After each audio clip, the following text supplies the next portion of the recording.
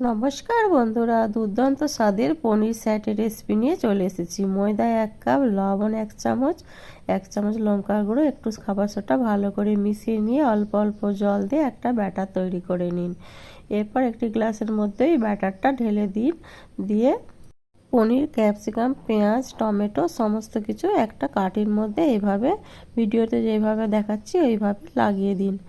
লাগিয়ে দেওয়ার পর দেখুন এইভাবে তৈরি করে নিন সবগুলো। তারপর আগে থেকে যে ব্যাটারটা তৈরি করে রেখেছিলেন ওর মধ্যে ডুবিয়ে কর্নফ্লেক্সে ভালোভাবে কোট করে নিয়ে গরম গরম তেলেতে ভেজে নিন।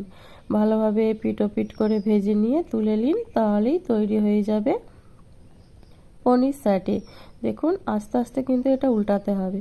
সবগুলো আমি ভেজে নিলাম, তৈরি হয়ে গেলে এরপর টমেটো সস কিংবা আপনার যে সস পছন্দ সেই সস দিয়ে পরিবেশন করুন। দারুণ লাগবে একদম সন্ধ্যার সময় চায়ের সাথে।